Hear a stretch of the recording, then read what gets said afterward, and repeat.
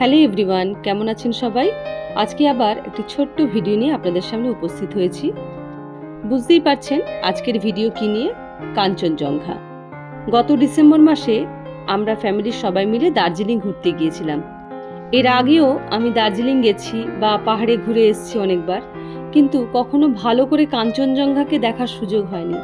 এই প্রথমবার আমি কাঞ্চনজঙ্ঘাকে এত সুন্দরভাবে দেখলাম।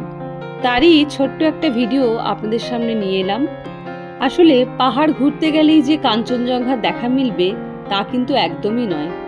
ওয়েদার যদি ভালো থাকে এবং কপালে যদি লেখা থাকে কাঞ্চনজঙ্ঘা দেখা পাওয়া যাবে, তো তবেই পাবেন।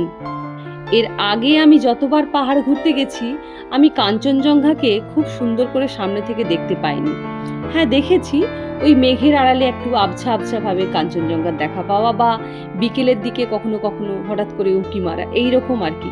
সারা দিন জুড়ে কাঞ্চনজঙ্ঘা দেখা পাওয়া এত সুন্দরভাবে এই প্রথমবার পেলাম, এবং পুরো ট্যুরটার মধ্যে আমরা শুধু ওই দিনটাই কাঞ্চনজঙ্ঘাকে দেখতে পেয়েছিলাম এবং ভালোভাবে দেখতে পেয়েছিলাম, কিন্তু বাকি দিনগুলোতে কাঞ্চনজঙ্ঘার একটুও দেখা মেলেনি। যাই হোক, এবারের পাহাড় আসাটা আমাদের সার্থক। এর আগে যতবার পাহাড়ে এসেছি মন খারাপ নিয়ে বাড়ি ফিরতে হয়েছে কাঞ্চনজঙ্ঘাকে ভালো করে দেখতে না পাওয়ার জন্য। এবারে সেই দুঃখটার কিছুটা হলেও মিটেছে। পাহাড়ের বিভিন্ন জায়গা থেকে এই কাঞ্চনজঙ্ঘা দেখতে পাওয়া যায়, কিন্তু টাইগার হিল থেকে যে কাঞ্চনজঙ্ঘা দেখতে পাওয়া যায় তার সৌন্দর্যই আলাদা।